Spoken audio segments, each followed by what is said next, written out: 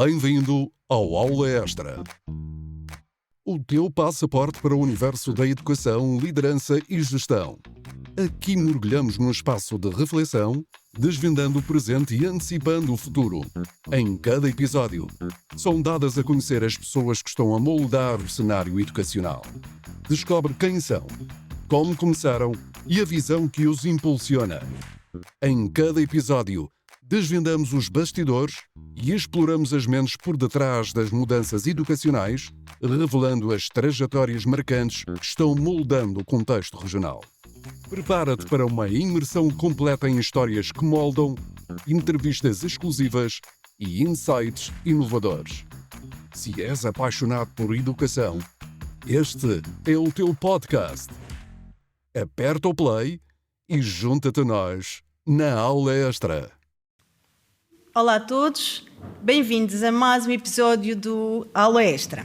Hoje vamos falar sobre um tema que está em destaque na mais recente edição da revista Diversidades, a número 65, dedicada à cidadania e multiculturalismo. Pode consultar esta edição no portal da Direção Regional de Educação, na área das publicações.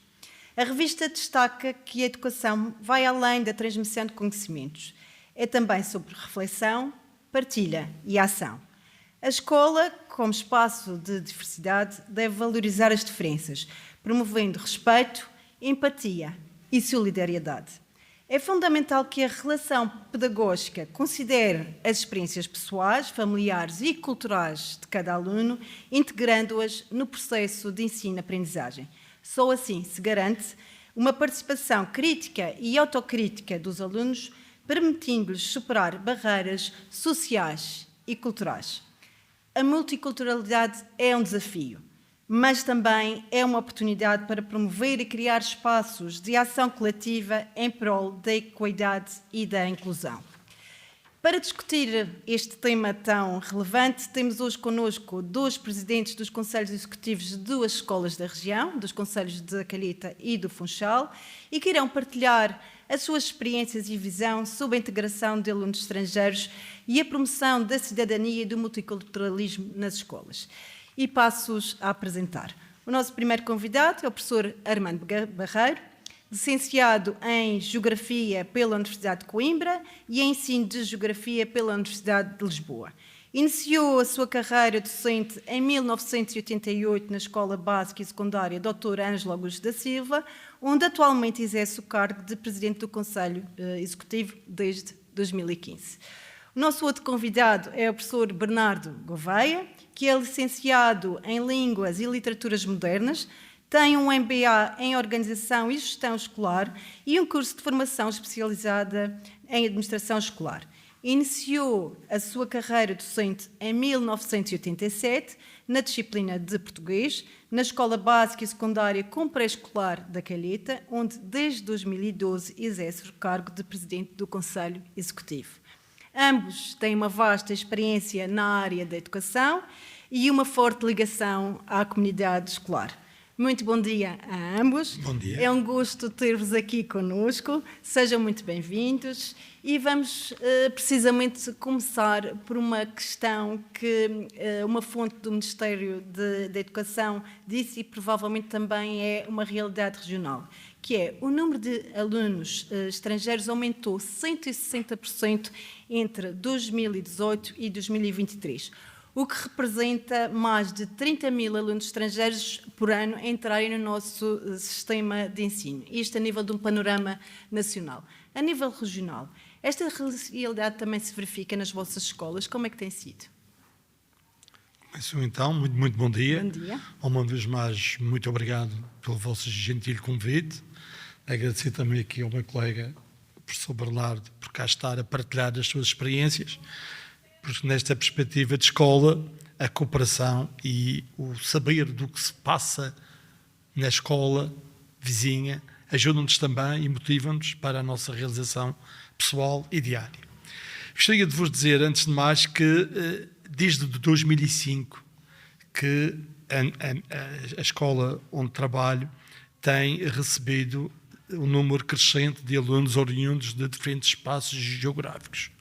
Se numa primeira fase era essencialmente alunos vindos do leste europeu e da Venezuela, hoje assiste-se essencialmente a uma diversidade de países cujos alunos são oriundos, o que representa também mais trabalho, mais organização, mais capacidade de dar resposta àquilo que esses mesmos alunos esperam da escola, na região, no país que escolheram viver. A escola representa um pouco isso, esta alteração de organização escolar. Primeiro com a escolaridade obrigatória, depois através de um procedimento de inclusão, e com este multiculturalismo levam-nos a realmente a termos uma escola diferente. Se Portugal é um dos países mais velhos em termos mundiais, com uma baixa taxa de natalidade, a verdade é que esse número crescente de alunos tem feito com que as escolas tenham tido uma dinâmica diferente e uma variedade diferente em termos individuais. E, professor Bernardo, e na sua escola, como é que tem sido esta realidade? Bom dia, também. Obrigado pelo convite. Na minha escola, o processo tem sido mais ou menos semelhante aqui à escola do colega. Tem havido um crescente aumento do número de alunos estrangeiros. Portanto, o ponto de partida é basicamente 2005 para a frente, e tem havido um aumento significativo nos últimos anos e tem variado as origens. Mas neste momento a escola está com 26% dos nossos alunos, portanto um quarto dos nossos alunos, ou mais de um quarto dos nossos alunos, são de proveniências de outros países, de 26 países diferentes. 26. O que torna aqui as questões multiculturais significativas, embora nós temos a particularidade, acho eu, de que grande parte dos alunos são provenientes de famílias lusodescendentes. O que significa, e vem especialmente da Venezuela e do Reino Unido. Da Venezuela, 51% destes alunos são provenientes da Venezuela.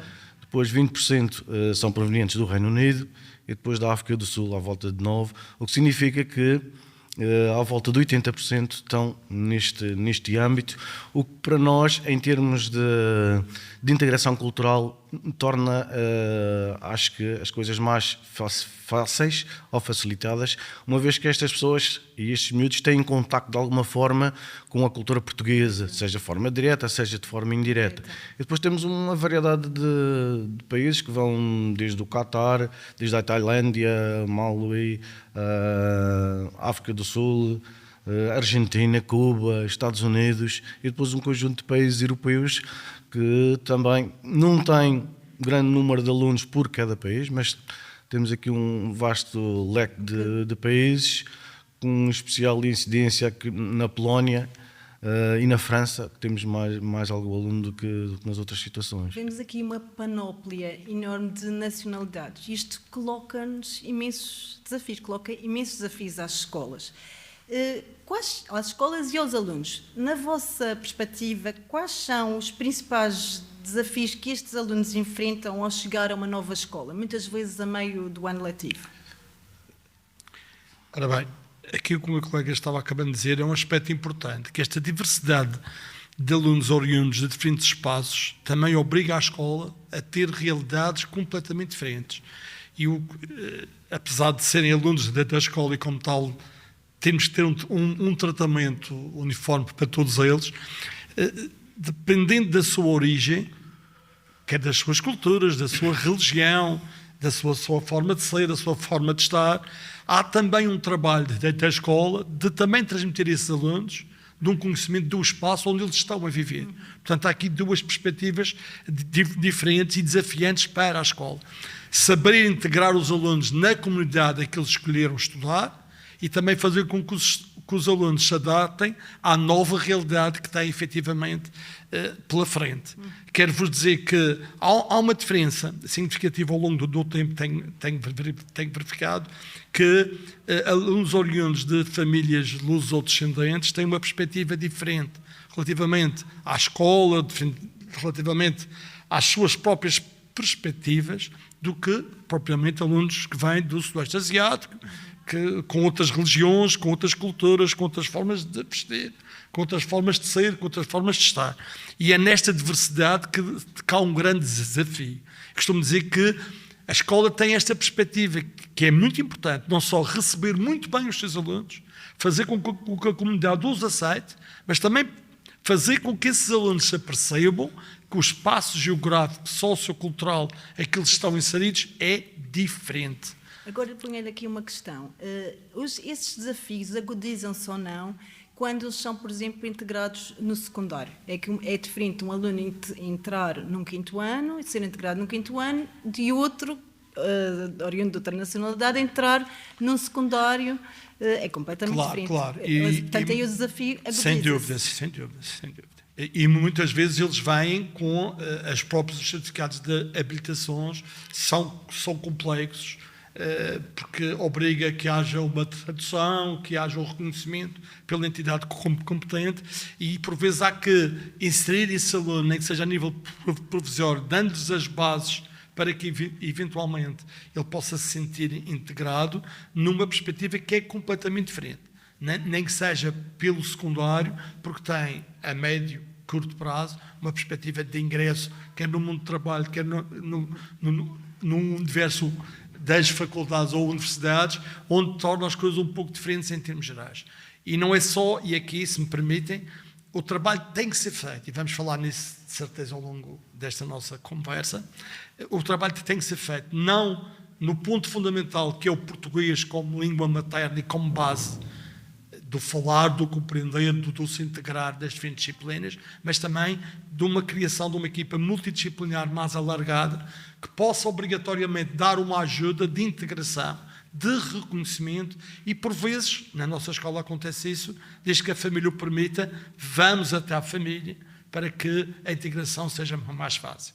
Não só no acompanhamento de pequenos passos que são importantes dar na legalização,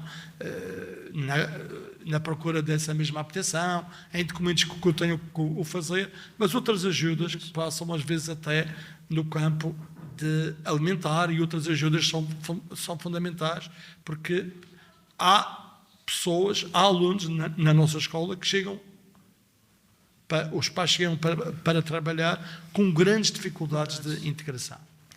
E falou aí da disciplina de português língua não materna, e no presente ano letivo temos 1.263 alunos a frequentarem essa disciplina, que são ministradas por 66 docentes pelas escolas dos 11 concelhos da região.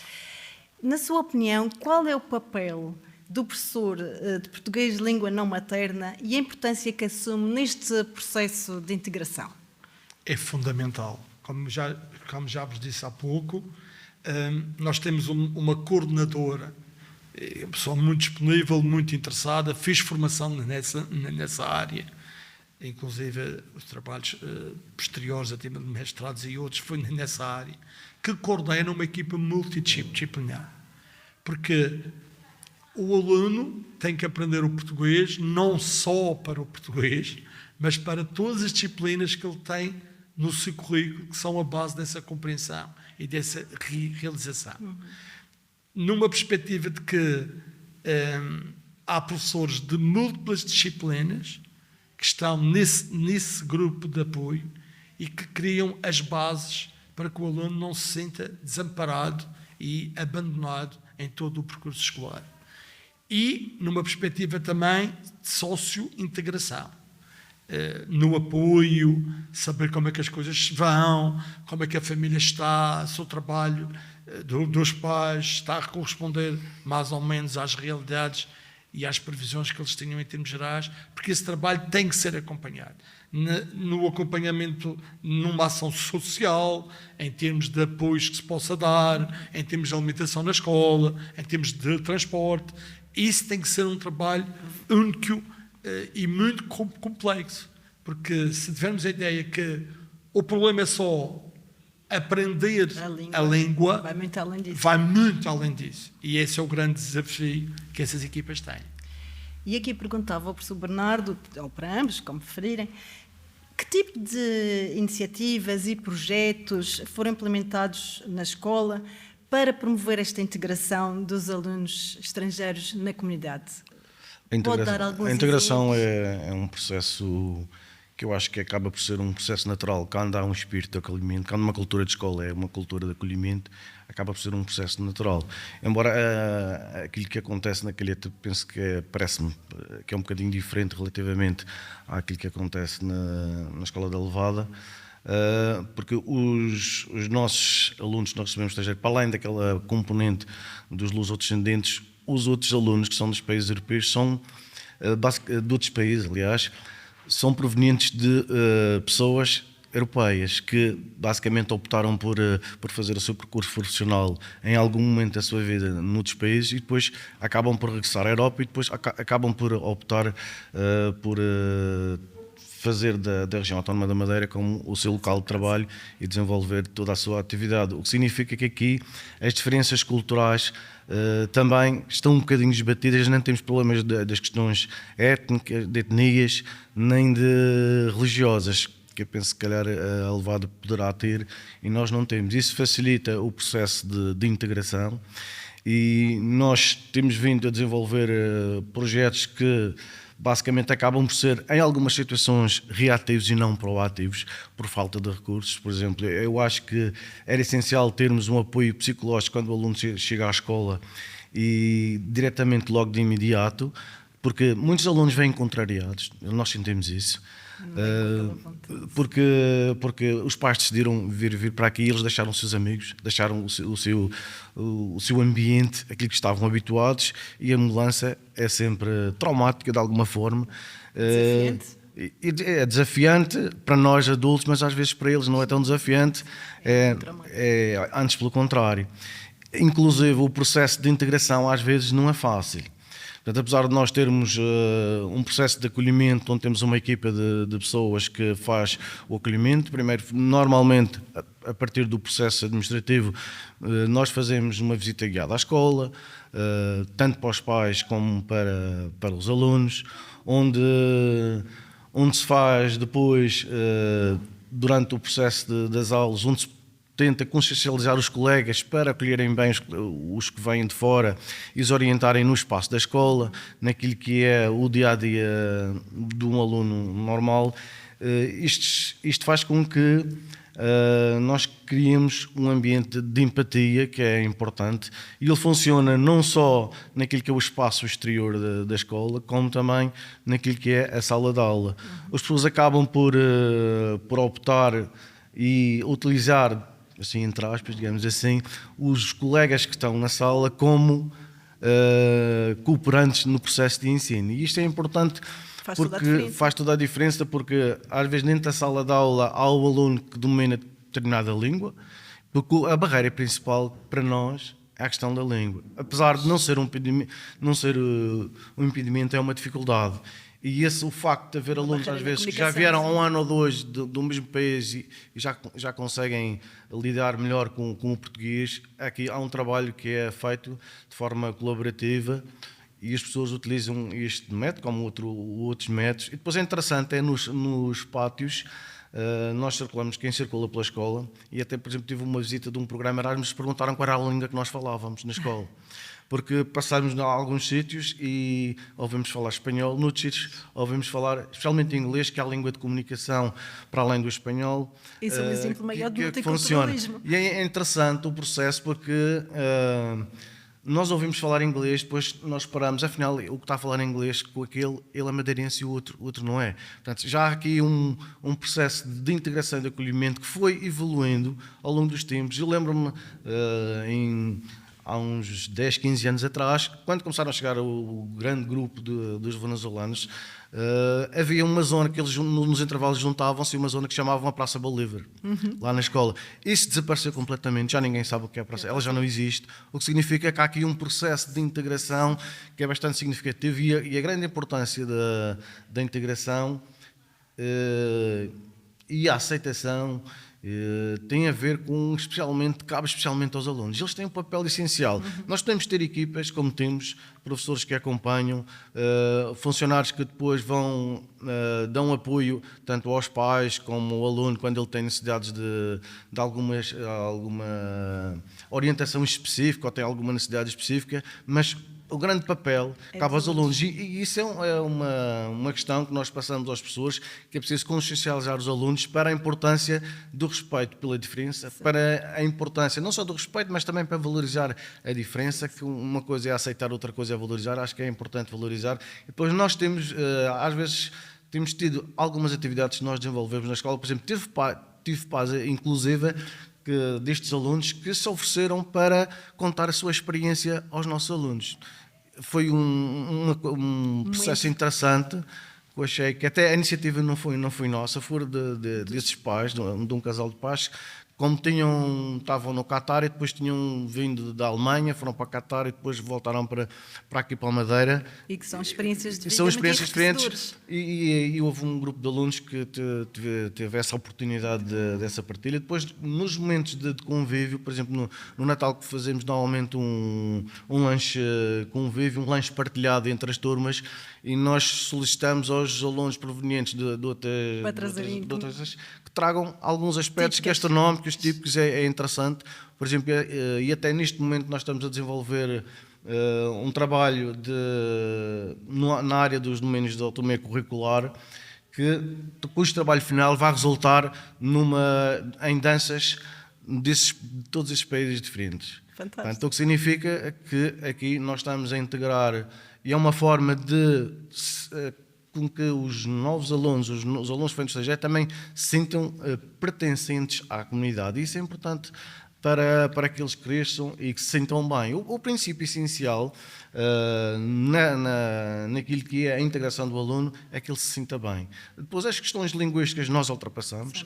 A verdade é que nós estamos com 228 alunos de outras proveniências, mas só 50 que estão ainda em português de língua não materna. O que significa que eles facilmente acabam por aprender a língua. Depois nós temos, para além do português de língua materna, também temos a língua de acolhimento para estrangeiros. Que eu ia perguntar. Porque para os alunos se sentirem bem, as suas famílias também têm que se sentir, não é?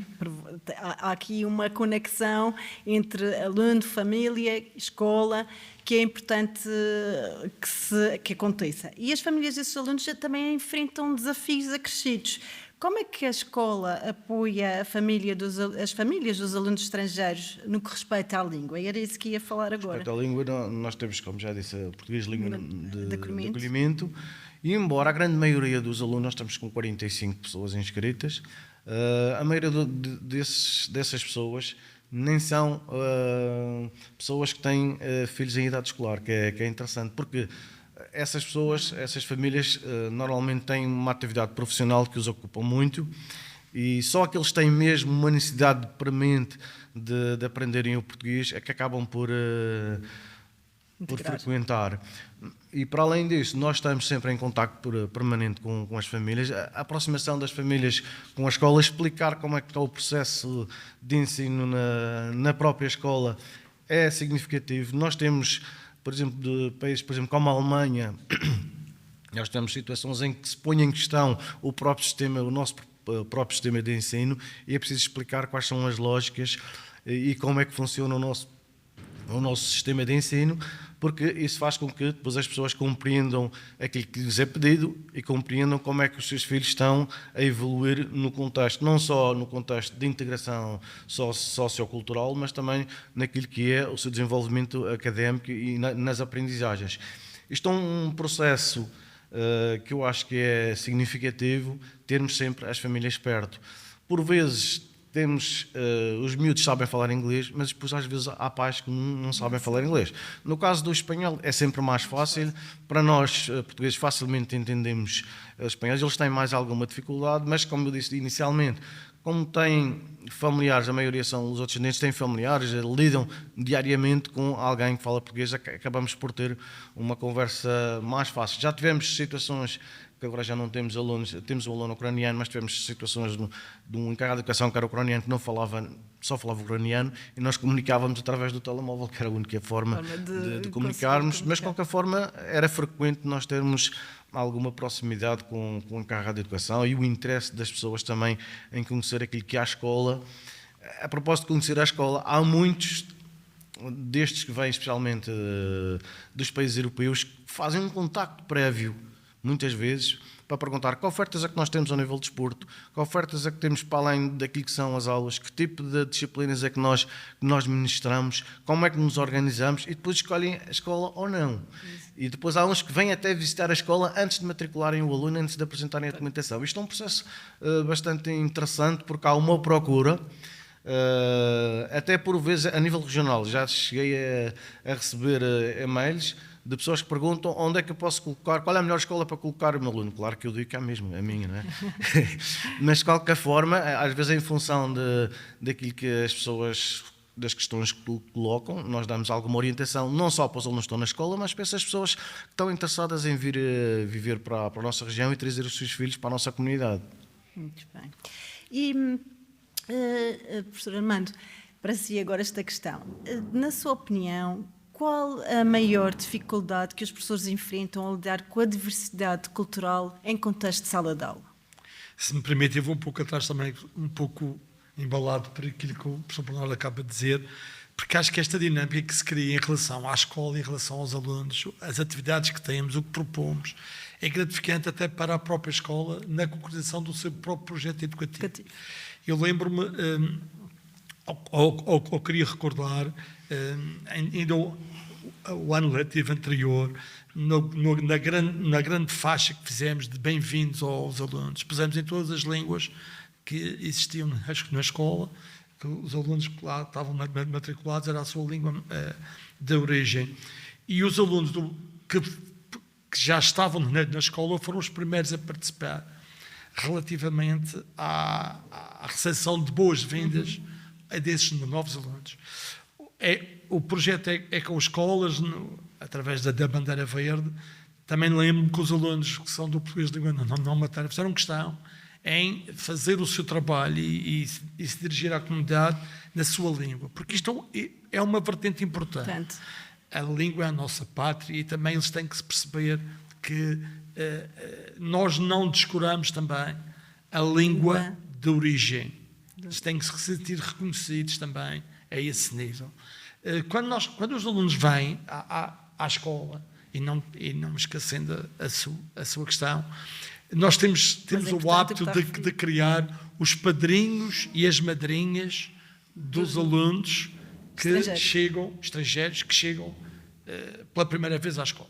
Que geralmente são alunos que também tiveram um percurso parecido àqueles que lá chegam. E eles, ao chegarem e a terem essa recepção por faixas etárias muito semelhantes, com as mesmas dificuldades sentidas, vivenciadas, são mais-valias em termos de resposta. E costumo dizer que são os padrinhos mais importantes, porque dão-lhes ofertas todos os dias, porque estão sempre ali, disponíveis para tentar responder na sua língua, num processo inicial, com as suas dificuldades todas e obtidas durante o seu percurso escolar. Contacto com a família não se sentir desprotegida e sentir na escola a paz destes mesmos alunos que dizem: a escola para nós é o elo de ligação mais forte que nós temos nesta terra. Quando nós estamos por vezes mais aflitos, a primeira instituição que vamos, que é aquela que é mais fácil em termos de contacto, é a escola, para nos orientar. E aquilo que o professor Bernardo falava é realmente importante, que eles tenham um acompanhamento e tenham a percepção daquilo que efetivamente se faz na escola. A gastronomia, eles têm um prazer imenso em participar nos jantares através de pratos típicos confeccionados por eles, explicados por eles, porque faz recordar também aquele corte que, por vezes, como o professor também disse e muitíssimo bem, foi feito de forma violenta em idades que, por vezes, não é nada fácil a sua adaptação. A questão também relacionada com os alunos sentirem que também a escola tem que desenvolver uma série de atividades, os projetos, os clubes, há sempre esta preocupação que eles integrem, que é uma forma que eles têm não curricular, não se sentirem obrigatoriamente com metas mais ou menos pré-definidas, que participam, que atuam e que são valorizados por essa mesma comunidade.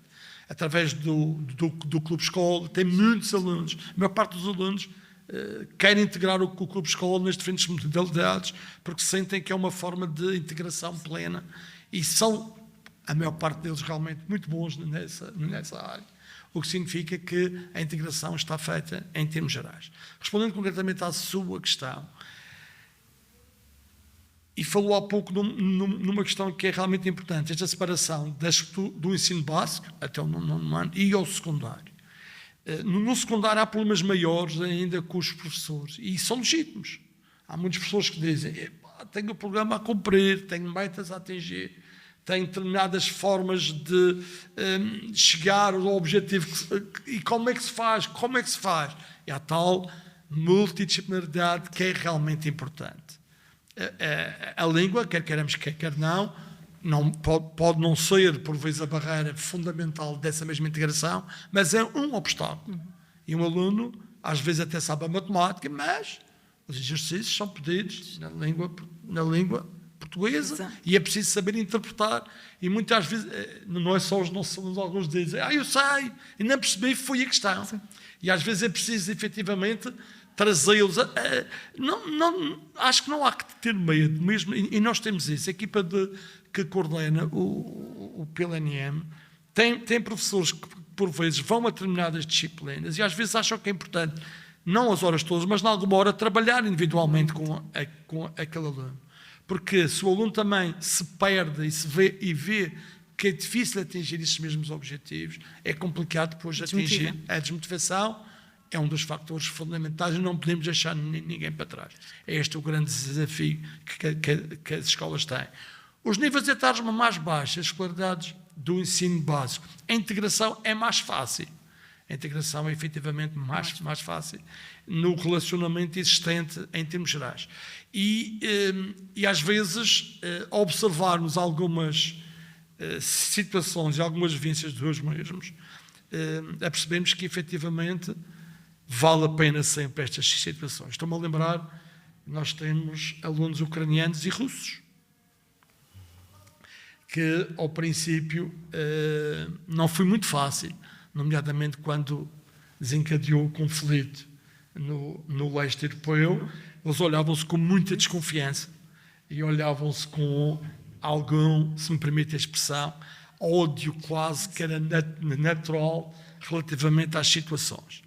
E o PLNM trabalhou com a multiculturalidade e na disciplina de História até fez um projeto no conhecimento da situação e há dias um aluno ucraniano veio ao Conselho Executivo dizer que tinha acabado de almoçar com o seu amigo russo, o que era realmente um fator de grande evolução. E eu até brinquei com a situação e disse, já viste, foi preciso vir à Madeira para vocês conseguirem entender em termos de bases. São estas vivências que temos e já foi referenciado aqui. A grande riqueza da escola é precisamente essa.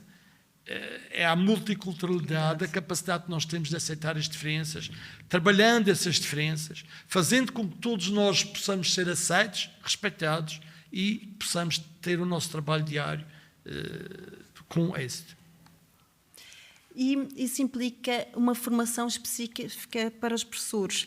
Que tipo de formação consideram necessária para os professores e outros profissionais para lidarem com esta diversidade cultural que é cada vez maior?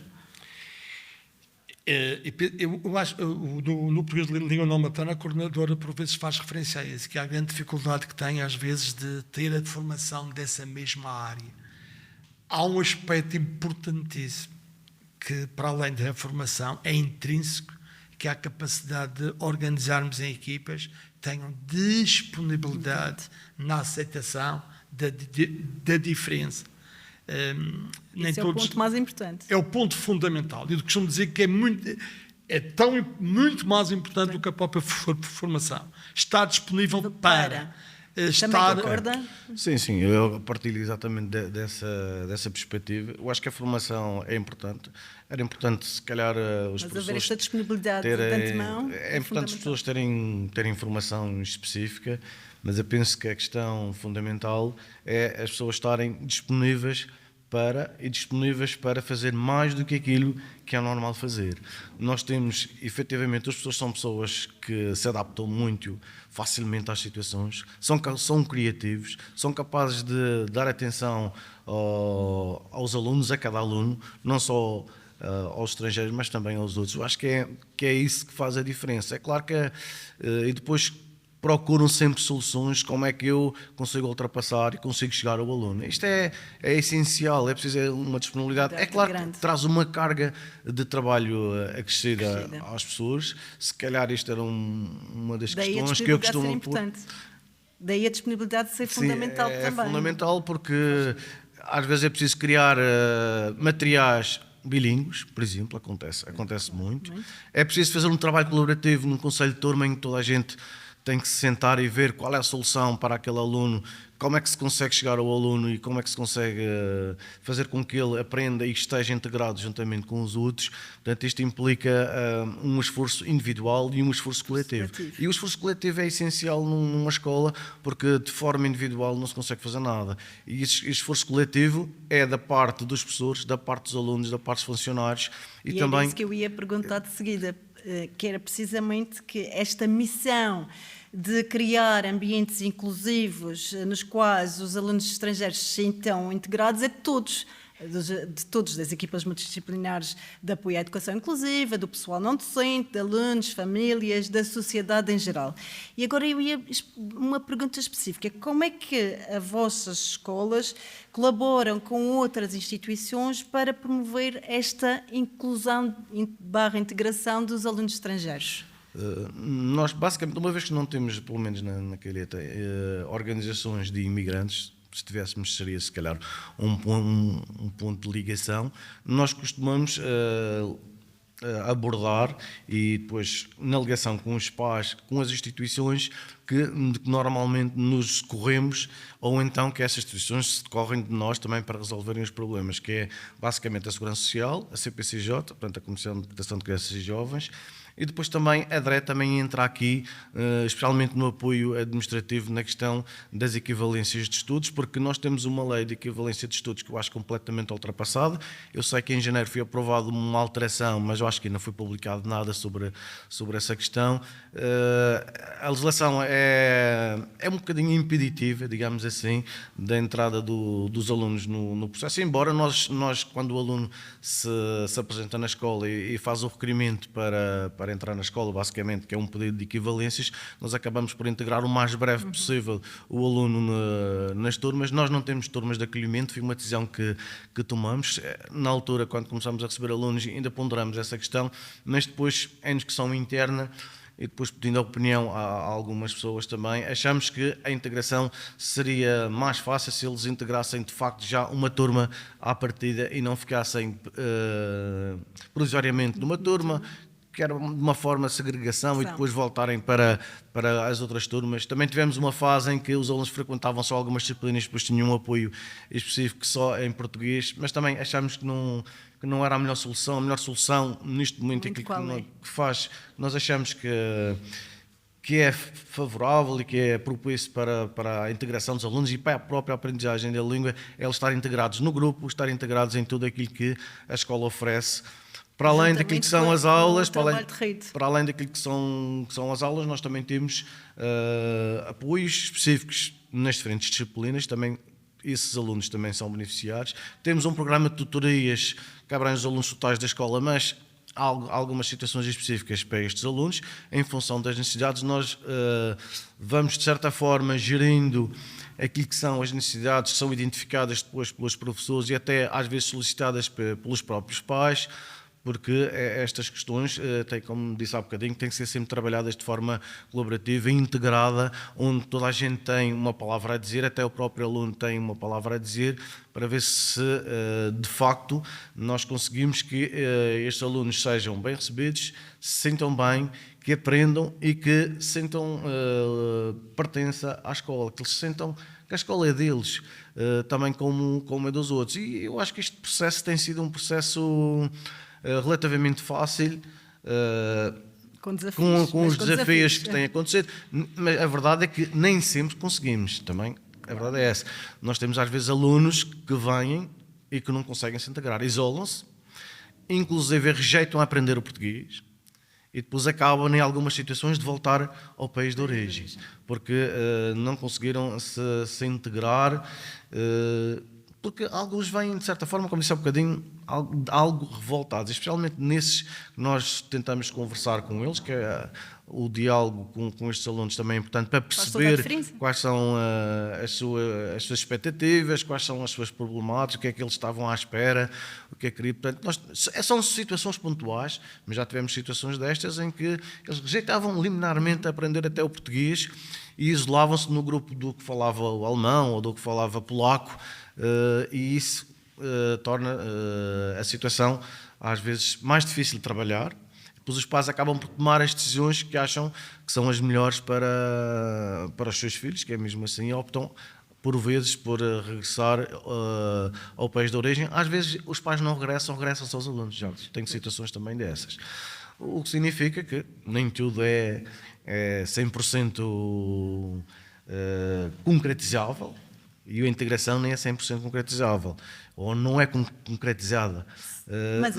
Mas há sempre a grande maioria, por exemplo, neste universo 228, tive 3 situações destas, só para ter uma noção. Todos os projetos Pois é que a integração dos projetos que nós temos, aqui é uma aproximação daquilo que é a realidade da escola com a realidade de cada um, e dar a resposta mais adequada possível para que haja de facto integração e para que haja crescimento e para que tenhamos uma escola que basicamente seja uma comunidade de aprendizagem global. Portanto, não só uma comunidade educativa, mas uma comunidade de aprendizagem. Esta comunidade de aprendizagem falo no sentido global, em que aprendem o aluno estrangeiro, o aluno português, madeirense, ok, temos português já, mas de qualquer maneira há sempre aqui, como somos madeirenses aqui, é a questão da nossa identidade particular. Acho que é importante, depois aprendem também os professores, que na verdade muitos professores também não dominam nem o espanhol nem o inglês, alguns acabam por aprender também, até alguns aspectos da própria língua, e acabam por evoluir, porque nós temos um corpo docente que muitas das pessoas fizeram formação, no seu percurso de formação, era francês, por exemplo, eu fui uma dessas pessoas, não tínhamos o inglês, portanto, tem esta dificuldade às vezes também, em que o próprio professor, no caso dos miúdos que vêm da Venezuela, o espanhol é mais fácil, depois nas outras situações, a língua de comunicação acaba por ser o inglês, porque por enquanto temos a felicidade disso acontecer, pode haver situações que não. Nós estamos a ver, já em termos de perspectiva, estão a chegar trabalhadores vindos, por exemplo, do Nepal, que estão a entrar no mercado de trabalho da Calheta e no mercado de trabalho da região autónoma, que se calhar aí temos que arranjar soluções diferentes do que aquelas que nós temos neste momento. E aí entra a comunidade também. E como é que acontece aqui no Funchal?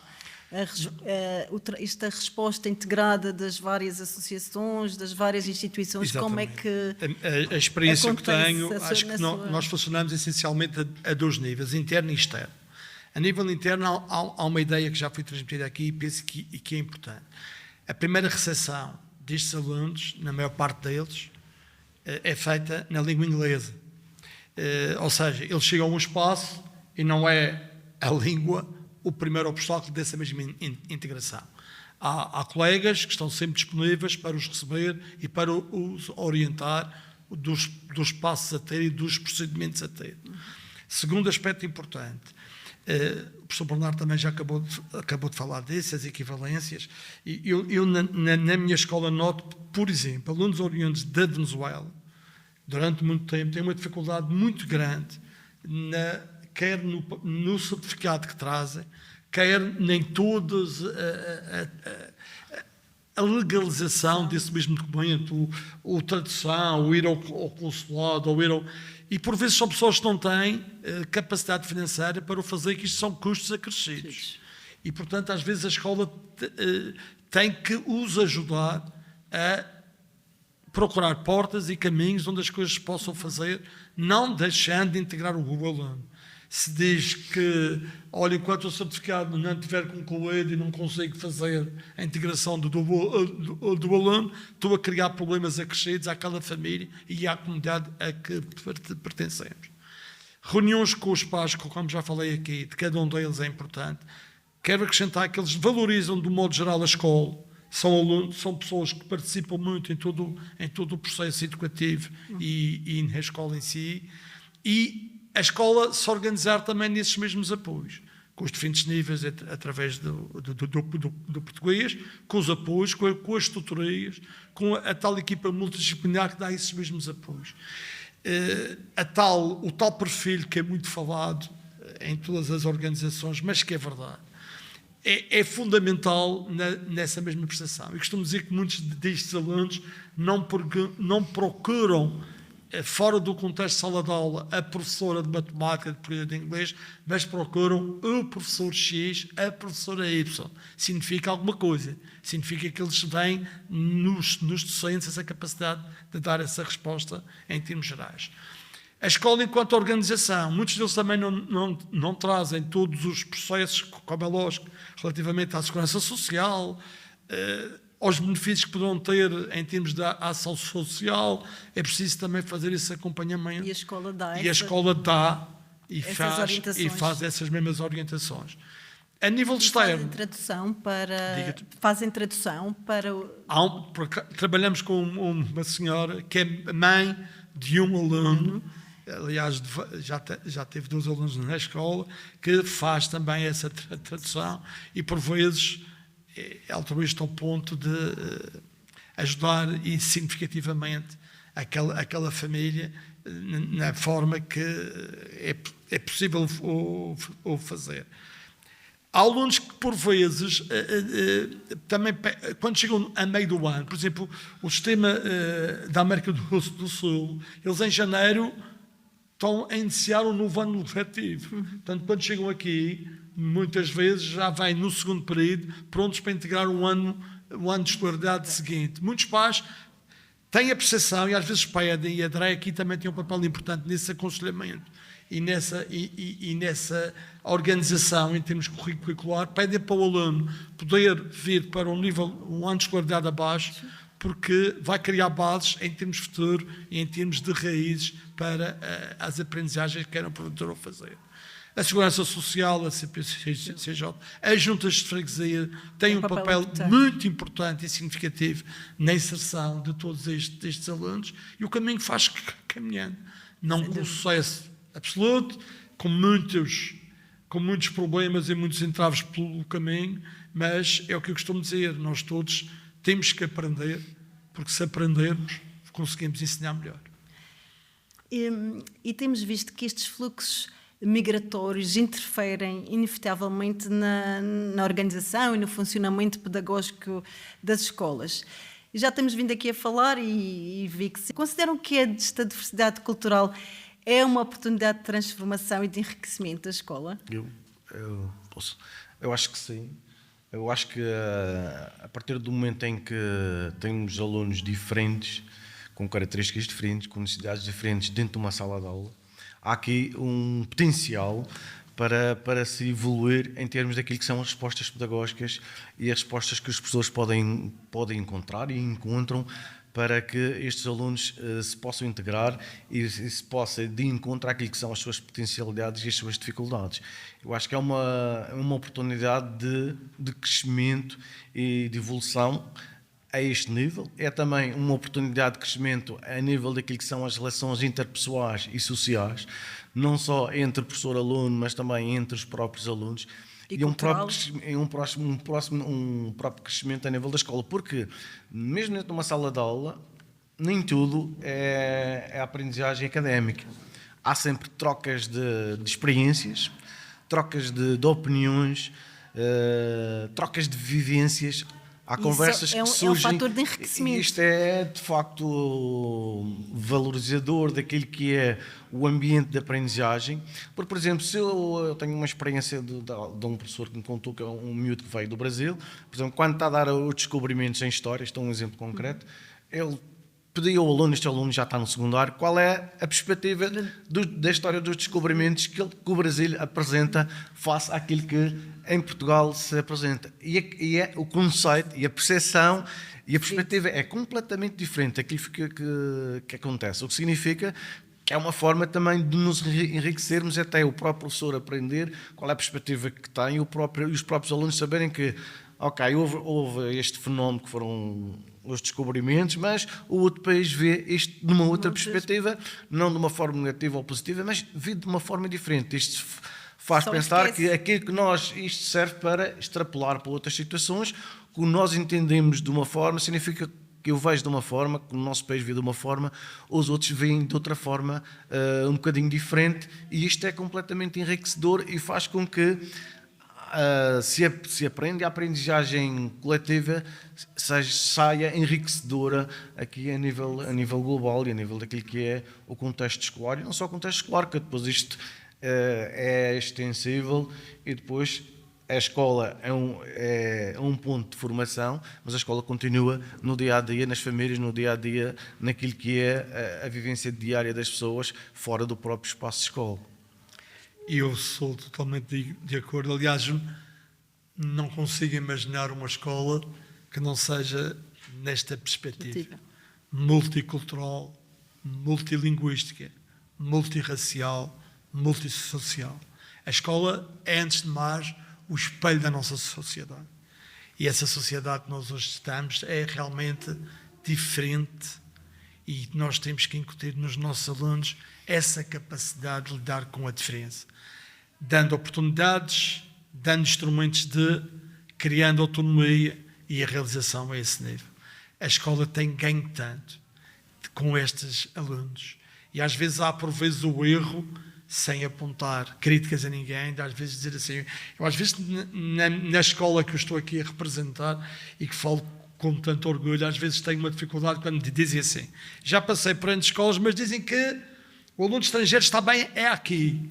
Eu digo, ainda bem que está aqui. Agora, não há capacidade de recursos humanos de responder ao número crescente existente. A escola que não se abre e que não consiga responder a este novo fenómeno, que não é assim tão novo quanto isso, mas tem-se enraizado na nossa sociedade, não é uma escola preparada para lidar com os nossos jovens de hoje, tentando que o nosso mundo futuro seja um mundo melhor. Eu acredito piamente que a escola que não seja perspectivada, organizada e consiga responder a estes desafios, não terá que mudar de nome, porque não é escola. Não sei, a Muito bonita essa proposta ainda, essa reflexão ainda muito desta questão, da questão multicultural, daquilo que é a importância de nós lidarmos com outras situações e com outros contextos e aprendermos de outras formas. Nós temos vindo, desde o ano passado até este ano, a estudar na escola a possibilidade de proporcionarmos aos nossos alunos a aprendizagem não só em português, mas algumas disciplinas fossem feitas em outra língua. Neste caso seria o inglês. Nós estamos a fazer um estudo, já existe a nível nacional, inclusive existe legislação própria, aqui na região não existe. Nós estamos a fazer o estudo, especialmente neste momento, estamos a ver quem são as pessoas que têm informação, as pessoas que têm informação e que poderiam assegurar essas disciplinas, que era uma forma de nos tornarmos, de certa forma, uma escola mais abrangente e darmos uma formação mais holística, digamos assim, e preparar os nossos alunos para o mundo global, porque na prática, apesar de agora haver tecnologia que traduz tudo e até inteligência artificial, se eu dominar outra língua, certamente vou-me sentir mais integrado, e o mercado de trabalho é global neste momento, em que eventualmente eu posso falar português, mas se eu tiver conhecimentos mais profundos daquilo que é, especialmente no caso, a língua inglesa, mas podíamos optar também por ter espanhol, mas neste momento estamos numa fase de estudo, que era um desejo meu e de alguns colegas meus termos esta oferta na escola, o que seria diferenciador para já compreender aquilo que são as dificuldades de aprender noutra língua e depois dar uma oportunidade aos nossos alunos diferente, que eu acho que seria enriquecedor e que seria uma mais-valia para todos. Agora, nós temos falado aqui como a diversidade cultural como a oportunidade de crescimento interpessoal, social, cultural. Mas há aqui um revés da medalha. Pode ser ou não uma fonte de conflitos, esta diversidade? Na perspectiva, ou então na percepção, não é bem perspectiva, na percepção que eu tenho, porque eu não tenho nenhum estudo sobre esta questão dos conflitos entre alunos de diferentes proveniências, eu acho que não acontece, pelo menos na minha escola, não acontecem conflitos baseados nessa premissa. Eles acontecem normalmente por questões de comportamento, por questões eventualmente de personalidade e essencialmente por questões de educação. É claro que isto é a perspectiva que eu tenho, ou a percepção que eu tenho, naqueles dados que eu consigo receber. É claro que muitos dos conflitos que acontecem não chegam ao conhecimento do Conselho Executivo, e ainda bem que não chegam. Significa que se conseguem resolver, que as pessoas, que os nossos alunos e os nossos professores são capazes de gerir as situações de forma pacífica e conversando uns com os outros, que é isso que nós aconselhamos sempre numa situação de conflito e que nós tratamos tanto os alunos todos de forma igual, sejam eles provenientes do país ou não. A forma como nós lidamos com as situações de conflito ou outras situações é igual, o regulamento interno é igual para todos, o estatuto é igual para todos, e depois baseado essencialmente naquilo que é o diálogo e a procura de consensos que nós procuramos sempre implementar naquilo que são a resolução de problemas que vão acontecendo no dia-a-dia, que faz parte daquilo que é a vida da escola.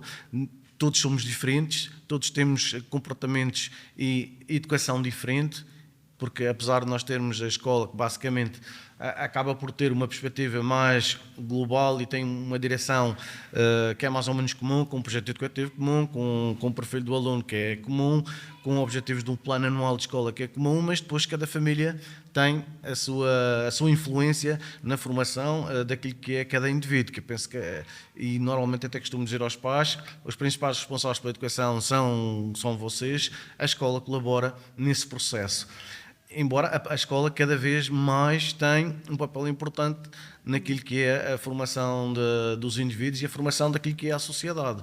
Nós temos, os nossos alunos que nós temos agora, nós temos de ter consciência, e normalmente costumo passar essa mensagem, e até nas conversas que nós temos, são aquilo que nós fizermos será um pouco daquilo que será a sociedade. Embora eu entenda que a escola não é responsável pela educação na globalidade.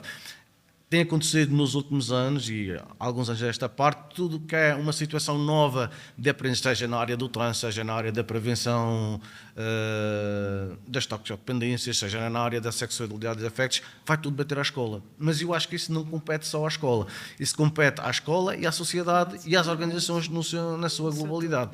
O que significa que nós temos de trabalhar cada vez mais em rede, cada vez mais ligados com aquilo que é integrados num contexto social e num contexto das organizações que nós temos e que estão disponíveis para cada um contribuir. Não podemos dar essa função toda à escola. Nós queremos que os nossos alunos cresçam de forma harmoniosa, e para crescer de forma harmoniosa toda a gente tem que colaborar de alguma forma, e da forma que será aquela que nós pretendemos ter uma sociedade, que seja uma sociedade de pessoas que sejam ativas, que sejam empáticas, que sejam solidárias e que trabalhem de forma colaborativa.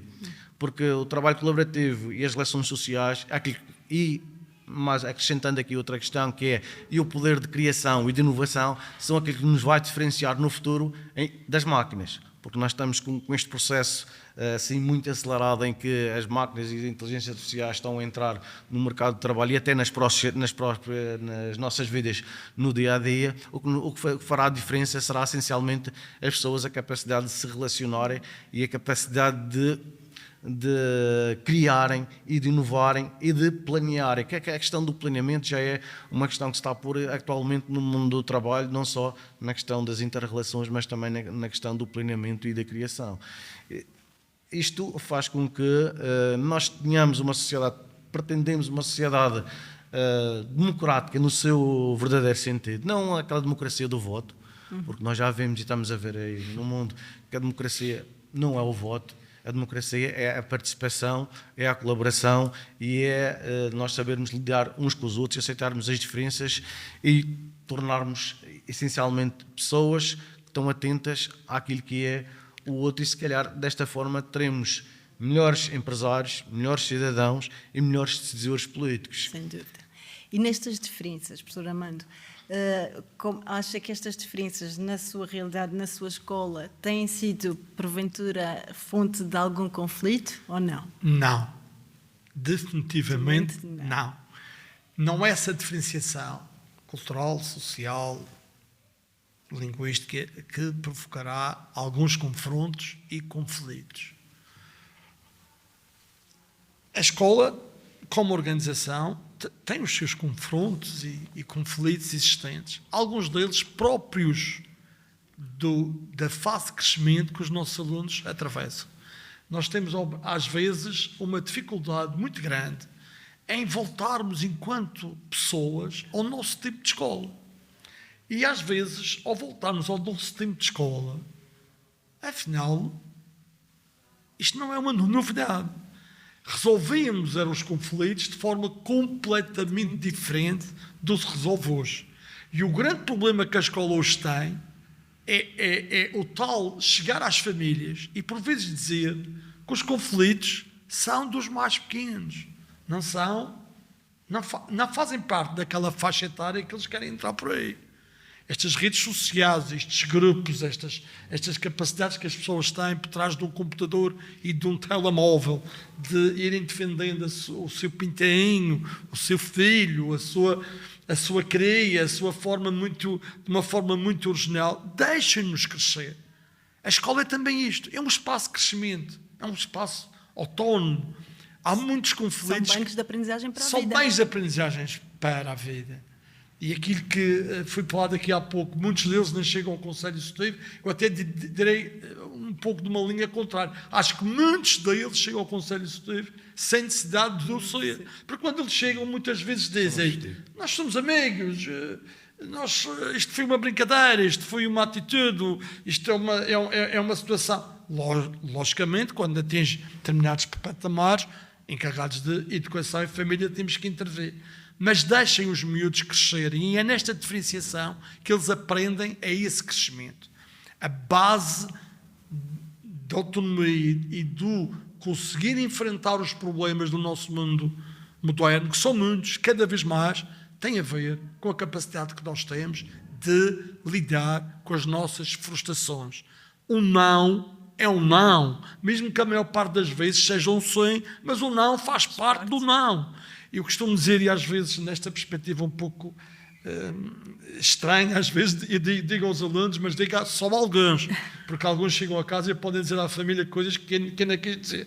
Devia ser proibido um aluno chegar à faculdade sem nunca ter tido uma negativa. Porque a negativa não é só a negativa que está lá presente. É aprender a lidar com a frustração. Significa alguma coisa. Porque é que eu lá tive? O que é que eu tenho que fazer para melhoria? O que é que eu tenho que fazer para conseguir chegar a um patamar superior? As frustrações fazem parte da nossa vida. Quanto mais cedo nós lidarmos com elas e soubermos responder, melhor saberemos no futuro que elas não tenham as consequências mais nefastas para elas. E é esta perspectiva que eu tenho em termos educacionais. Como foi dito aqui muito bem, os nossos filhos serão nossos filhos para a vida inteira. A escola é o lugar que nós escolhemos, que nós confiamos, para que num determinado período de tempo os nossos filhos se sintam felizes, realizados e consigam concretizar aqueles mesmos objetivos e que sejam efetivamente pessoas válidas, bons profissionais. E eu costumo também dizer, e acredito piamente nisso, quem tem uma formação capaz de ser uma pessoa melhor, bem formada, permitam-me esta expressão, será de certeza um melhor profissional. E é esta a versão e esta a perspectiva que nós temos que infundar na escola. Os conteúdos académicos são importantes, os conteúdos curriculares são importantes, é essa perspectiva que nós temos. A formação integral do ser, e daí que os projetos que as escolas têm, acho que são importantíssimos, porque às vezes os nossos alunos não têm outra resposta de informação. E quando procuram muita dessa informação, não são guiados nem são orientados e criam percepções erradas sobre aquilo que efetivamente querem saber. E é esta escola que nós queremos, esta escola multicultural é importante. Se me permite também, falávamos na formação há pouco, nesta área tão específica, eu estava aqui a ouvir o professor Bernardo e com grande alegria, porque acho que faltam-nos também, enquanto escola, isto é uma crítica individual, que nós tenhamos a capacidade de não nos fecharmos em nós próprios. Foram ditas aqui coisas que nós temos que partilhar, nós somos parceiros. Nós temos uma responsabilidade com a sociedade muito grande de abandonarmos esta capelinha que a minha escola é melhor que a tua. Por vezes os rankings nos encaminham para estudos muito complexos a esse nível. Esta partilha é fundamental. O que as escolas trabalham tão bem, fazem coisas tão boas, têm percepções e avaliações dos projetos que implementaram, que nós temos este dever de sairmos, de reunirmos, de termos formação desta área numa participação e numa distribuição destas riquezas que são fontes fundamentais. É uma formação importante que temos que fazer. E enquanto nós, escolas, temos esta responsabilidade de partilharmos, porque a partilha é muito importante. E com esse repto de partilha, e para terminar, que mensagem gostariam de deixar sobre a importância da cidadania e do multiculturalismo? Eu acho que a questão da cidadania é essencial. A escola tem um papel fundamental na formação dos indivíduos e na formação da sociedade. Isto significa que nós temos que dar aos nossos alunos a oportunidade para crescer, a oportunidade para se tornarem pessoas críticas, a oportunidade para se tornarem pessoas interventivas e a oportunidade para tornar pessoas empáticas e capazes de aceitar os outros, aceitar a diferença, respeitar essa diferença e eventualmente valorizar, quando for essa a situação, essa diferença. Só assim nós conseguiremos ter um mundo que nos conduz àquilo que é a harmonia e não a guerra. E só assim é que conseguiremos ter sociedades verdadeiramente democráticas e teremos sociedades verdadeiramente com qualidade de vida. Que isto é um fator essencial. A qualidade de vida não existe só por si só, como assim a democracia não existe por si só, não é um dado adquirido, todos temos de trabalhar nessa perspectiva. E desta forma a escola tem um papel fundamental, é preciso educar as crianças e os jovens para aquilo que é a sua formação integral, no respeito pelos outros, no respeito pelas ideias dos outros e essencialmente naquilo que eu considero muito essencial, que é o bem de todos e todos contribuirmos para que todos se sintam bem e se sintam pertença de um espaço, neste caso, como estamos a falar da escola, pertença da escola, pertença da comunidade onde vivem. Se você ter este sentido de pertença, eu estou bem integrado e estou mais feliz. Basicamente, nós queremos que as pessoas e que os nossos alunos sejam pessoas felizes e realizadas para o futuro. Muito obrigado. Depois que o professor Bernardo disse, tem muito pouco a dizer. Também subscrevo completamente o que disse. Quero acreditar que a escola continua a ser a organização mais perfeita, dentro de todas as imperfeições, mas que molda, que faz com que o indivíduo consiga se tornar um indivíduo em todas as suas áreas de formação e todas as suas capacidades de realização em termos futuros. Continuo a acreditar que nós devemos e temos que criar uma escola justa, com diversidades, com diferenças, com conflitos, com soluções para tornarmos uma sociedade melhor. Eu acredito que a sociedade será melhor se a escola tiver esta capacidade de teimosia e de insistência, porque o indivíduo, sendo diferente, é um indivíduo e merece que todos os dias trabalhemos em prol do mesmo. Muito bem, muito obrigada. E assim chegamos ao fim de mais um episódio do podcast Aula Extra. Agradeço aos nossos convidados especiais, com as vossas palavras e os vossos insights, o professor Armando Barreiro e o professor Bernardo Gouveia. Agradecemos a todos os que nos acompanharam. Não se esqueçam de partilhar o Aula Extra e deixar a vossa opinião sobre o tema. Convido-vos a estarem connosco no próximo episódio e explorar temas relevantes na área da educação. Acompanhe-nos nas redes sociais, Facebook, Instagram e YouTube da Direção Regional de Educação. e até uma próxima.